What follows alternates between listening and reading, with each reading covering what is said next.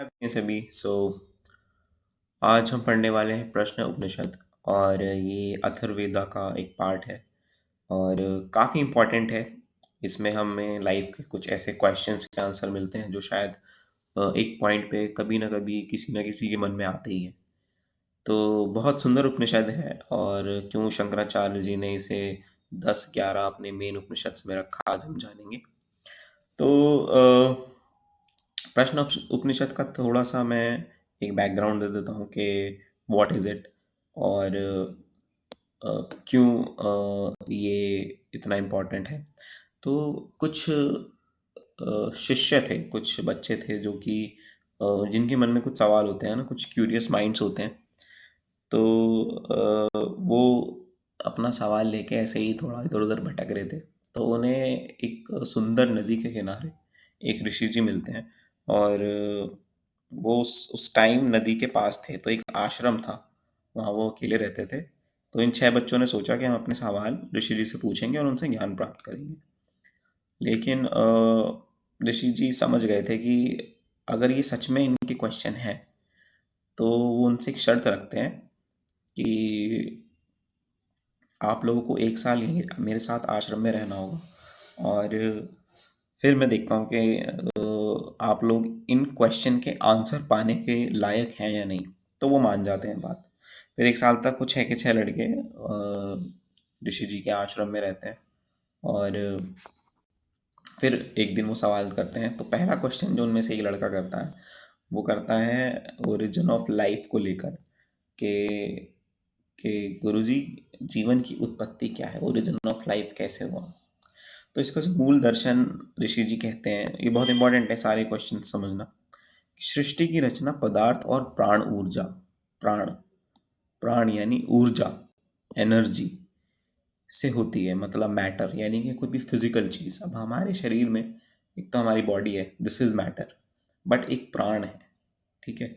The combination of our matter and the energy inside us, उसको हम प्राण कहते हैं, जो वेदों में लिखा गया है कि मिलने से हमारी हुई है, ठीक है। सो इनके बिना संसार का अस्तित्व नहीं है। तो किसी भी फॉर्म, किसी भी मैटर में अगर एनर्जी है, जैसे कि प्लांट्स, एनिमल्स, ह्यूमन बींग्स, तो उनको चैतन्य कहा जाता है। उनको एक तरीके से जीवात्मा कहा जाता है। तो ये कुछ उनके वचन थे, मतलब वचन नहीं but something what they said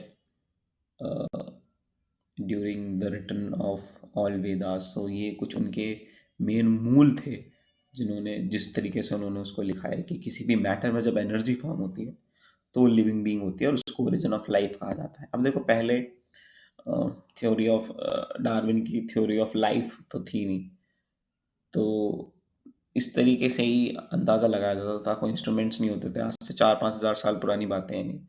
तो इस तरीके से ही समझा जाता था काफ़ी चीज़ों को, ठीक है। उसके बाद फिर प्रश्न 2 पूछते हैं कि सुप्रीमेसी मतलब प्राण की सर्वोच्चता, व्हाट इज सुप्रीमेसी ऑफ प्राण। मूल दर्शन में उन्होंने कहा कि शरीर में जो इंद्रियां होती हैं खुद को श्रेष्ठ मानती हैं, जो जिसे अहम कहते हैं। जब सारी इंद्रियों पे मतलब हम लोग कहते हैं ना मुझे पता है, तो हम क्या करते हैं, अपनी इंद्रियों से ऑब्जर्व करते हैं किसी भी इंसिडेंट को और फिर कह देते हैं कि हमें पता है, हम जानते हैं। तो लेकिन प्राण ही वह शक्ति है जो सबको जोड़ कर रखती है। यदि प्राण निकल जाए तो इंद्रियां मृत हो जाती हैं। तो सुप्रीम पावर ऑफ प्राण ये है कि अगर प्राण है तो आपकी इंद्री काम कर रही है, प्राण नहीं है तो आपकी इंद्री का कोई मोल नहीं है। जैसे कि कार में म्यूजिक, एसी, लाइट तभी तक काम करते हैं जब तक इंजन यानी कि प्राण चालू है। इंजन बंद तो कार बेकार। फिर तीसरा प्रश्न होता है कि ऊर्जा के 5 विभाग यानी कि 5 प्राणास। मूल दर्शन में कहते हैं कि मुख्य प्राण आत्मा से निकलता है और आत्म, यहाँ आत्मा अगेन वो वाला नहीं है, एक वाइट सी बॉडी निकल के चली जाती है जो मूवीज में दिखाया जाता है। मुख्य प्राण आत्मा से निकलता है और शरीर के संचालन के लिए खुद को 5 भागों में बांट लेता है, प्राण, अपमान, सम्मान, ध्यान, उदान, ठीक है। तो उदाहरण के तौर पर कि जैसे कंपनी होती है, उसमें एक प्रमुख सीईओ होता है, ठीक है, जो मेन कंपनी को देखता है। और जो मेंटेनेंस स्टाफ होता है वो कचरा साफ करता है, किचन खाना बनाता है, लॉजिस्टिक्स डिलीवरी देखता है, HR ह्यूमन रिसोर्स देखता है।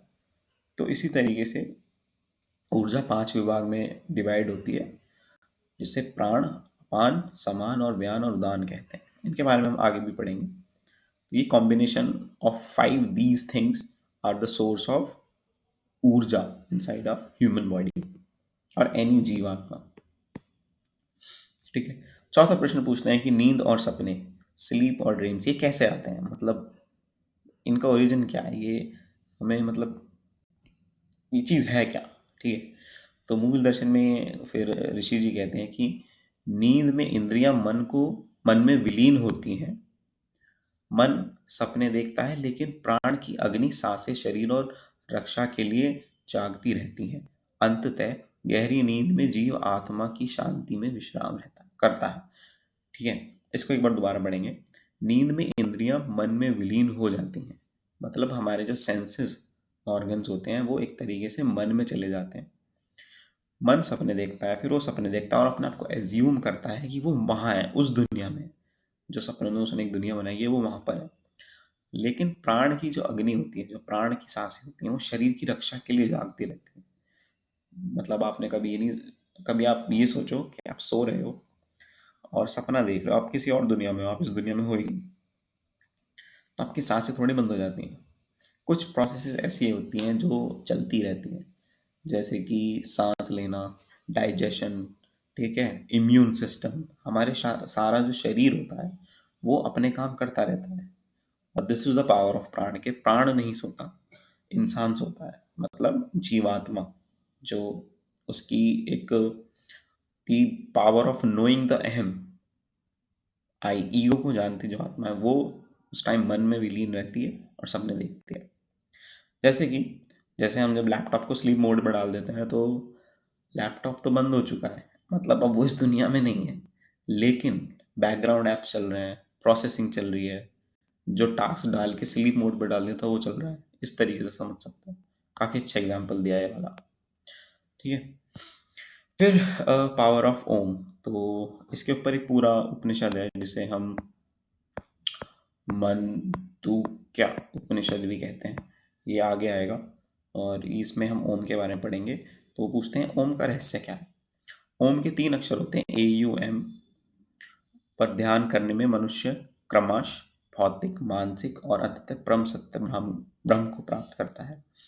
तो ए स्टेट होती है जब आप संसार में हो, मतलब you are observing the materialistic form of this universe. ठीक है। दूसरी फॉर्म होती है यू, मतलब when you are in dreams. और एम, जो एम फॉर्म होती है, ये होती है जब आप डीप स्लीप में हो, तो जब आपको सपने भी नहीं आ रहे हैं, जब आप संसार में भी नहीं हो, मतलब you are not in the माया, और जब आप गहरी नींद में हो, जब मन में कुछ भी नहीं चल रहा है, जब आप सबसे ज़्यादा थक जाते हो, तब आपको ये वाली नींद आती है, एम वाली।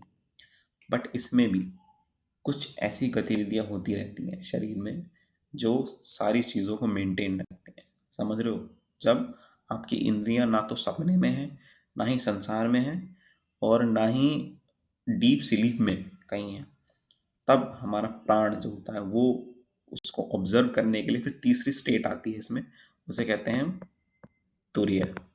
तो कभी आपने देखा होगा बहुत से लोग बहुत डीप मेडिटेट करते हैं, मतलब एक एक 2-2 3-3 घंटे मेडिटेट करते हैं, तो इस स्टेट में चले जाते हैं जहाँ पर प्योर कॉन्शियसनेस होती है, सिर्फ सिर्फ प्योर कॉन्शियसनेस जिसे हम कहते हैं।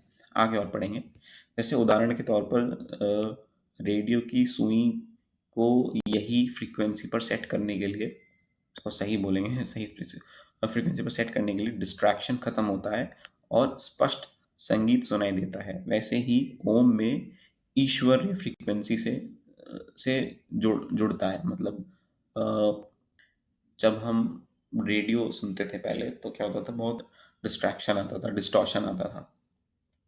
तो हम जब एक फ्रीक्वेंसी पे सेट करते थे तो प्योर हमें बिल्कुल स्ट्रेट फॉरवर्ड में सिर्फ वॉइस आती थी, तो यानी कि डिस्ट्रैक्शन ख़त्म कर दिया था हमने। तो ये जो डिस्ट्रैक्शन है ना, ये हमारी लाइफ है, ये जो हम बाहर से डिस्ट्रैक्शन ले आते हैं, अहम में ले आते हैं। और जब आप इन सब से मुक्त हो जाते हो तो आपकी लाइफ ये है आपकी प्योर कॉन्शियसनेस जो आपके अंदर रिसाइड करती है। ठीक है, इस स्टेट को अचीव करना करा जाता है मेडिटेशन, बाहर से बिल्कुल कट ऑफ। इसलिए आपने देखा होगा मेडिटेशन हमेशा बहुत ही शांत जगह किया जाता है ताकि उस स्टेट में जाया जा सके। बहुत मुश्किल होता है, बहुत प्रैक्टिस के बाद पहुंचते हैं पे। छठा प्रश्न है कि 16 कलाओं वाला पुरुष कौन है? 16 पार्ट्स। तो मनुष्य 16 तत्वों से बनता है, मन प्राण पंचभूति आदि बहुत सारे हैं, मैं सब कुछ डिटेल में पढ़ाऊंगा। पर असल में वह पुरुष शुद्ध चेतना है। मेन पुरुष की जो आइडेंटिटी होती है उसकी चेतना होती है, यानी अहम, उसका ईगो जो बताता है।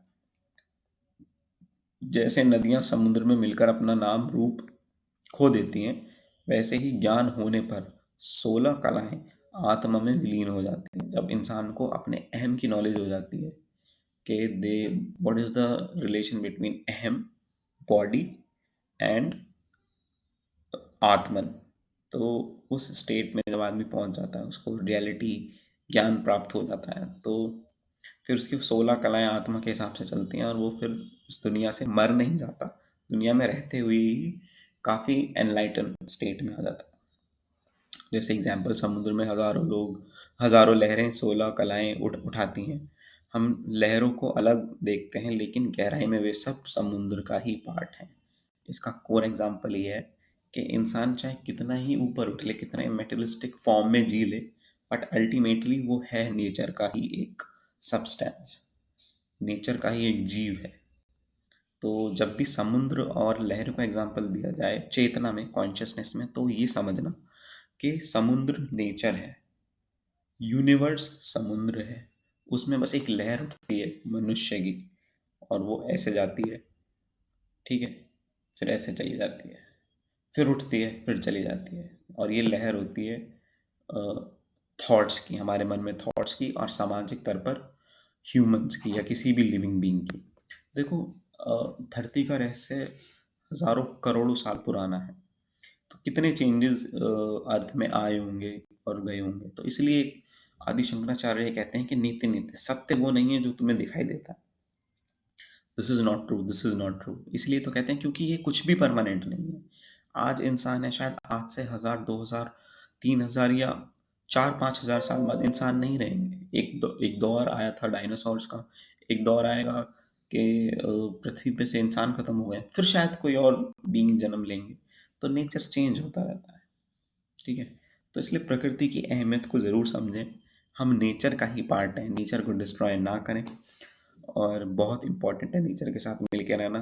हमारी एग्जिस्टेंस का कोर रीज़न नेचर ही है। और कैसे हम लोगों ने नेचर को ख़त्म किया है, क्लाइमेट चेंजेस क्या हो रहे हैं, हम लोगों ने अपने अहम, अपने ईगो को सेटिस्फाई करने के लिए क्या क्या कर लिया है, उसके बारे में बहुत डिटेल में डिस्कस करेंगे हम इस चैनल पर, ठीक है। Till then, thank you so much for your time and have a nice day. C